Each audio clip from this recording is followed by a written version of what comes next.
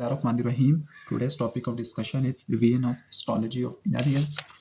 तो inner ear में हमने बोनी लबायरंथ और मेम्ब्रेनस लबायरंथ का डिफरेंस हमने प्रीवियस वीडियो में कवर कर लिया था। हमने कहा था कि दो तरह के फ्लूइड्स होते हैं इनर ईयर में। एक वो फ्लूइड जो बोनी लबायरंथ और मेम्ब्रेनस लबायरंथ के दरमियान में होता है उसको बोलते हैं पेरिलिम्फ, और जो फ्लूइड मेम्ब्रेनस लबायरंथ के अंदर होता है उसको बोलते हैं एंडोलिम्फ। तो सबसे पहले हम फ्लूइड मीडियम को पढ़ लेते हैं, पेरिलिम्फ और एंडोलिम्फ। जो पेरिलिम्फ होगा ये कहाँ पे इनक्लोज होगा, पेरिलिम्फेटिक स्पेस। ऐसी स्पेस जो बोनी लबायरंथ और मेम्ब्रेनस लबायरंथ के दरमियान में होगी उसको बोलेगी पेरिलिम्फेटिक स्पेस। तो पेरिलिम्फेटिक स्पेस के अंदर पेरिलिम्फ एंडोलिम्फ कहाँ पे होगा, मेम्ब्रेनस लबायरंथ के अंदर होगा। ये पेरिलिम्फ होगा ये बोनी लबायरंथ के तमाम रीजन्स को फिल करेगा, लेकिन जो एंडोलिम्फ होता है ये मेम्ब्रेनस लबायरंथ के रीजन को फिल करता है। पेरिलिम्फ, इसकी आयोनिक कंपोजिशन किस तरह से होगी, इसकी आयोनिक कंपोजिशन होती है CSF और एक्स्ट्रा सेलुलर फ्लूइड के बराबर होती है। मतलब इसमें प्रोटीन कंटेंट नहीं होता, तो इसकी कंपोजिशन CSF और एक्स्ट्रा सेलुलर फ्लूइड के जैसी होगी। क्यों? क्योंकि जो पेरिलिम्फेटिक स्पेस होती है वो सब अरेक्नॉइड स्पेस से कम्युनिकेट करती है। जो एंडोलिम्फ है इसकी कंपोजिशन इंट्रासेलुलर फ्लूइड के बराबर होगी। यहाँ पर पोटेशियम का कंसंट्रेशन काफ़ी ज़्यादा होगी, 150 मिलीमोल, और लो सोडियम 16। इसकी प्रोडक्शन कहाँ से होगी, इसकी प्रोडक्शन होती है माइक्रोवास्कुलेचर ऑफ पेरियोस्टियम की माइक्रोवास्कुलेचर से।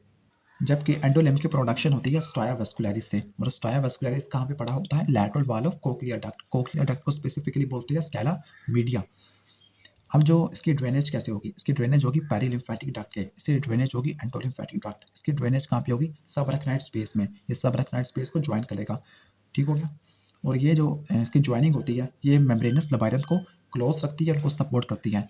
हार्ड वॉल ऑफ बोनी लबायरंथ से प्रोटेक्शन प्रोवाइड करती है, इसको हम बाद में देखेंगे। तो पेरिलिम्फेटिक स्पेस कहाँ पे जा रही है, सब अरेक्नॉइड स्पेस में, मतलब CSF में ड्रेन हो रही है। एंडोलिम्फेटिक डक्ट ये कहाँ पे ड्रेन होती है, वेनस साइनसेस ऑफ ड्यूरामेटर। तो ये वेनस साइनसेस ऑफ ड्यूरामेटर और ये होगी सब अरेक्नॉइड स्पेस। अब हम देख लेते हैं structure and function of internal air component. तो पहले बोनी लबायरंथ, फिर उसका मेम्ब्रेनस लबायरंथ क्या होगा, उसका सेंसरी रिसेप्टर कहाँ पे होगा, उसका मेजर फंक्शन क्या होगा। अगर वेस्टिब्यूल की बात करें बोनी लबायरंथ में, तो उसका जो मेम्ब्रेनस लबायरंथ होगा उसको बोले कि ओटोलिथ ऑर्गन। ओटोलिथ ऑर्गन में यूट्रिकल और सैक्यूल आते हैं। इनका जो सेंसरी रिसेप्टर होता है उसको बोलते हैं मैक्यूले। उसका फंक्शन होता है लीनियर मूवमेंट को डिटेक्ट करना और स्टैटिक पोजीशन को मेंटेन करना हेड की, ठीक हो गया। तो लीनियर मूवमेंट और static position of head. Semi circular किनार, इनका मेम्ब्रेनस लबायरंथ होगा semi circular duct. Sensory receptor होगा क्रिस्टा एम्पुलरिस, उनका फंक्शन होगा रोटेशनल मूवमेंट को सेंस करना।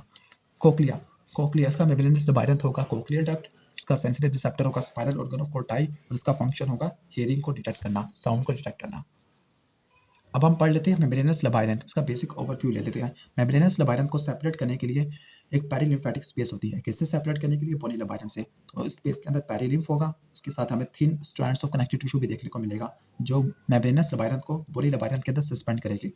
पेरिलिम्फ की कंपोजिशन CSF के बराबर होती है क्योंकि पेरिलिम्फेटिक स्पेस सब अरेक्नॉइड स्पेस से कम्युनिकेट करती है। इसकी एक्सप्लेनेशन में बाद में देंगे। मेम्ब्रेनस लबायरंथ की बिल्कुल वही शेप होती है जो बोनी लबायरंथ की होती है, लेकिन यहाँ पर वेस्टिब्यूल में हमें दो मेम्ब्रेनस सैक्स देखने को मिलते हैं, उसको बोलते हैं यूट्रिकल एंड सैक्यूल। और उसके साथ जो सेमी सर्कुलर किनार है वो किस में खत्म होती है, यूट्रिकल में। तो सेमी सर्कुलर किनार की डायलेशन होती है उसको बोलते हैं एम्पुला। जो सैक्यूल है, सैक्यूल किसे कम्युनिकेट करता है, यूट्रिकल के साथ भी और स्कैला मीडिया के साथ भी, जिसको बोलते हैं हम कोक्लियर डक्ट, एक नैरो डक्ट से। यानी वो डक्ट जो सैक्यूल को किससे जोड़ेगी, कोक्लियर डक्ट से, उसको बोलते हैं डक्टस रियूनियन।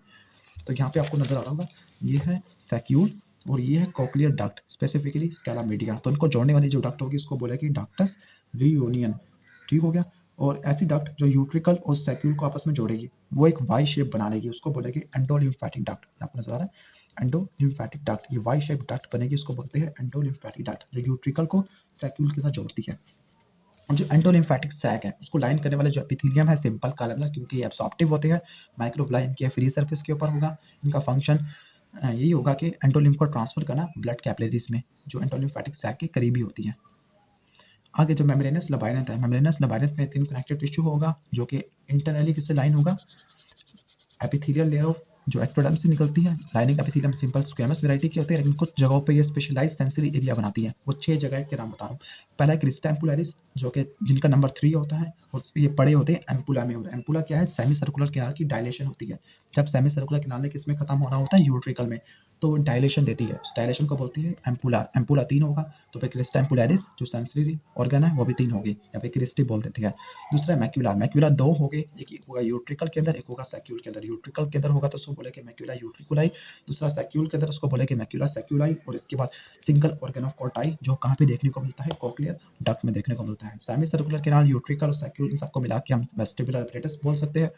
वेस्टिबुलर apparatus का फंक्शन होता है इक्विलिब्रियम को मेंटेन करना, बैलेंस को मेंटेन करना। कैसे? क्योंकि ये ब्रेन से ये वो सेंसेशन रिसीव करती है और कंडक्ट करती है जिनका ताल्लुक होता है position of the body in space. ये जो हमारे जो बॉडी है और हेड का ये रिलेटिव पोजीशन क्या है। फिर सेंस करने के बाद वेस्टिबुलर न्यूक्लियस की स्टिमुलेशन होती है, और वेस्टिबुलर न्यूक्लियस से 2 ट्रैक्स निकलते हैं, medial and lateral vestibular spinal track. ये ट्रैक इक्विलिब्रियम को मेंटेन करेंगे। जो ऑर्गन ऑफ कोटाई या स्पाइरल ऑर्गन ऑफ कोटाई, इससे स्पेशलाइज्ड सेंसरी ऑर्गन है, किसके अंदर होगा? कोक्लियर डक्ट के अंदर होगा। ये साउंड रिसेप्टर के तौर पे काम आता है। इसका फंक्शन होगा कि साउंड वाइब्रेशन को किसमें कन्वर्ट करना? इलेक्ट्रिकल स्टिमुलस के अंदर। वो इलेक्ट्रिकल स्टिमुलस ब्रेन के पास जाएगा ताकि हम साउंड को सुन सके। तो ये था मेम्ब्रेनस लबाया। आज हम क्रिस्टी को देख लेते हैं, फिर हमने नेक्स्ट वीडियो में मैक्यूली और कोक्लिया को कवर करना है। तो क्रिस्टा एम्पुलरिस, इनका नंबर कितना होता है? 3। एनाटॉमिकल लोकेशन क्या होगी? एम्पुला ऑफ सेमी सर्कुलर किनार। इनका फंक्शन क्या होगा? रोटेटरी मूवमेंट को सेंस करना, स्पेसिफिकली एंगुलर एक्सेलरेशन को सेंस करना। ठीक हो गया। अब वो कहते हैं कि जहाँ पे क्रिस्टा एम्पुलरिस होता है तो इसकी जो मेम्ब्रेनस वाल होती है सेमी सर्कुलर किनार की एक रिज बनाती है जो ट्रांसवर्स पड़ा होता है लॉन्ग एक्सिस ऑफ किनार से। इस रिज के अंदर connective tissue, blood vessels, nerve fibres होती है और कलमनर एपिथेलियम से सराउंड होता है। ये काम की बात नहीं है। अब क्रिस्टा एम्पुलरिस में आपको 2 टाइप के सेल्स देखने को मिलते हैं। कितने टाइप के सेल्स? 2। एक हो गए हेयर सेल्स। ये हेयर सेल्स नजर आ रहे हैं आपको, जो क्यूपुला के अंदर डेपोजिट हो रही है, क्यूपुला के अंदर एम्बेडेड है। दूसरा आपका सपोर्टिंग सेल्स जो सपोर्ट प्रोवाइड कर रहे हैं। तो फिर यहाँ पर आपको 2 टाइप के सेल्स देखने को मिलते हैं। एक हेयर सेल्स जिसको न्यूरोएपिथेलियल सेल्स भी बोलते हैं, क्योंकि इन्होंने ही असल में इंफॉर्मेशन सेंड करनी है न्यूरॉन्स को, नर्व फाइबर्स को। दूसरा होगा सपोर्टिंग सेल्स होगा। पहले सपोर्टिंग सेल्स को देख लेते हैं। Supporting sales columnar in shape है, शेप कलमनर है, हेयर सेल्स के दरमियान में होती है। इनकी एपिकल सर्फेस पर माइक्रोविलाई होते हैं और आपस में जुड़े होते हैं जंक्शनल कॉम्प्लेक्सेस से। किससे जुड़े होते हैं? Junctional complex. अब जंक्शनल कॉम्प्लेक्स के अंदर 3 तरह के जंक्शन आते हैं, एपिकल से बेसल की तरफ, एपिकल से बेसल की तरफ, जोनुला ओक्लूडेंस, जोनुला एडेरेंटिस और डेस्मोसोम। अगर बेसल से एपिकल में जाऊँ, डेस्मोसोम, जोनुला एडेरेंटिस और जोनुला ओक्लूडेंस। ये सपोर्टिंग सेल्स टाल कलमनर हो गए। अब न्यूरोएपिथेलियल सेल्स, इनको न्यूरोएपिथेलियल सेल्स ये मैकेनोइलेक्ट्रिक ट्रांसड्यूसर का मतलब मैकेनिकल एनर्जी को इलेक्ट्रिकल एनर्जी के अंदर कन्वर्ट करते हैं।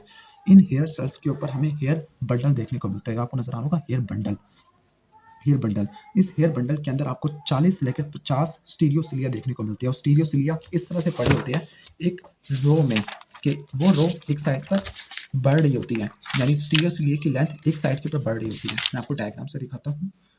ये यहाँ पे देखिएगा, इस डायग्राम में देखिएगा जो स्टीरियोसिलिया है वो इस तरह से पड़े हुए हैं कि एक रो की फॉर्म में पड़े हैं in order of increasing length. यहाँ पे देखिएगा लेंथ राइट साइड की तरफ जाते हुए बढ़ रही है। जो राइट साइड वाला है वो सबसे ज़्यादा बड़ा है। ठीक हो गया। और सबसे लॉन्गेस्ट स्टीरियोसिलिया के बाद जो आता है वो सबसे बड़ा काइनोसिलिया है। यानी अगर स्टीरियोसिलिया काइनोसिलिया की तरफ जा रही है तो फिर इनकी लेंथ बढ़ रही है, अगर वो अवे है तो फिर इनकी लेंथ डिक्रीज हो रही है। अगर काइनोसिलिया या स्टीरियोसिलिया इनकी बात करें तो जो स्टीरियोसिलिया है रिजिड होगी, ठीक हो गया, ये मूव नहीं कर सकते। लेकिन जब काइनोसिलिया मूव करेंगे तो फिर एक स्पेशलाइज्ड टिप लिंक्स होते हैं जो इनकी एपिकल सर्फेस को जोड़ते होते हैं आपस में, वो मूव करेंगे इनके साथ। अगर इस साइड पर जाएंगे तो फिर ये स्टीरियोसिलिया भी जाएगा, क्योंकि टिप लिंक्स के जरिए इनकी एपिकल एंड जुड़े हुए हैं। स्टीरियोसिलिया का स्ट्रक्चर की बात करें तो यहाँ पर एक्टिन फिलामेंट होगा। यहाँ पर क्या होगा? Tightly pack actin filament. अगर काइनोसिलिया की बात करें, उनकी यहाँ पे मूवमेंट होनी है तो फिर यहाँ पर 9 पेरिफेरल डबलेट देखने को मिलेगा और 2 सेंट्रल सिंगलेट देखने को मिलेंगे, 2 सेंट्रल सिंगलेट। और एक स्पेशलाइज्ड प्रोटीनेशियस फिलामेंट होगी, उसको बोलते हैं टिप लिंक्स। नजर आ रहे हैं आपको टिप लिंक्स। और टिप लिंक्स असल में एपिकल सर्फेस के ऊपर चैनल के साथ जुड़े हुए होते हैं। यहाँ पे लिखा हुआ है मैकेनो इलेक्ट्रिक ट्रांसडक्शन यानी MET चैनल्स। इन चैनल्स की ओपनिंग होती है तो यहाँ पर positive ion, specifically potassium ion अंदर जाएंगे, जिसकी वजह से यहाँ पर हमें यहाँ पे पोटेशियम आयन की वजह से ही असल में डीपोलराइजेशन होती है। उसका मैकेनिज्म मैं आपको बाद में बताऊंगा। तो यहाँ पे प्रोटीनेशियस फिलामेंट टिप लिंक्स होते हैं जो कि एपिकल एंड को जोड़ते होते हैं स्टीरियोसिलिया को अपने नेक्स्ट वाले लॉन्गर स्टीरियोसिलिया से। ठीक हो गया। इस अरेंजमेंट से ये होता है कि अगर काइनोसिलिया एक साइड पे अगर मूव करता है तो फिर उसके साथ सारे के सारे स्टीरियोसिलिया मूव करेंगे, इसकी वजह से हमें डीपोलराइजेशन और रिपोलराइजेशन देखने को मिलेगी। कैसे कि अगर जो सारे स्टीरियोसिलिया काइनोसिलिया की तरफ मूव करते हैं तो फिर पोटेशियम चैनल सेल के अंदर एंटर हो गए, यहाँ पर अगर यहाँ पे मूव करते हैं तो पोटेशियम चैनल सेल के अंदर एंटर हो गए तो फिर डीपोलराइजेशन पास होगी। ठीक हो गया।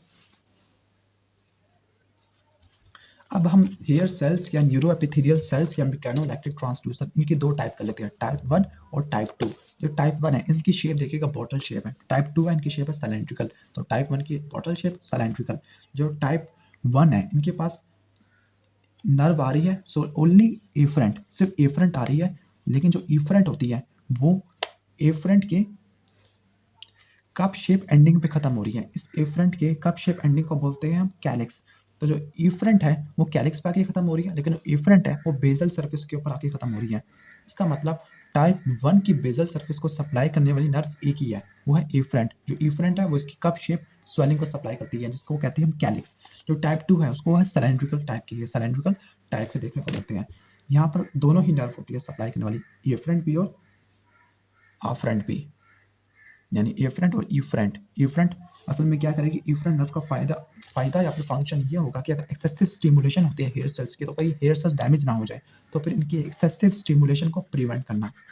अगर एक्सेसिव स्टिमुलेशन हो जाती है तब हमें वॉमिटिंग और नौसिया देखने को मिलती है, क्योंकि ब्रेन स्टेम के अंदर वेस्टिबुलर न्यूक्लियस अटैच होता है, डॉर्सल मोटर न्यूक्लियस जो वेगस का होता है न्यूक्लियस, और ये न्यूक्लियस पैरासिम्पैथेटिक है जो वॉमिटिंग करवा सकता है। अब हेयर सेल्स चाहे वो क्रिस्टे के अंदर हो, चाहे वो मैक्यूला के अंदर हो, चाहे वो स्पाइरल ऑर्गन ऑफ कॉर्टाई के अंदर हो, उनकी स्टिमुलेशन कराने के लिए हमें जिलेटिनस मटेरियल की जरूरत पड़ती है। अगर वो क्रिस्टा के अंदर जिलेटिनस मटेरियल हो तो उसको बोलते हैं क्यूपुला। तो थिक जिलेटिनस प्रोटियोग्लाइकेन होगा, डूम शेप होगा, जिसके अंदर हेयर सेल्स काइनोसिलिया स्टीरियोसिलिया एम्बेड होंगे, उसको बोलेंगे क्यूपुला।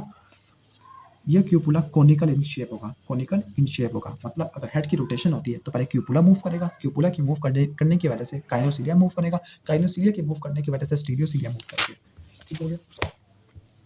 इस तरह एक्शन पोटेंशियल सेंसरी नर्व के जरिए ब्रेन के पास चला जाएगा। Supporting sales columnar in shape होते हैं, हेयर सेल्स के दरमियान में होते हैं, एपिकल सरफेस के ऊपर माइक्रोविलाई और बेसल सरफेस के ऊपर basement membrane, apical to basal junctional complexes, zonula occludens, zonula adherens, desmosome. Next video में हम मैक्यूला और कोक्लिया को देखेंगे। Thanks for watching this video.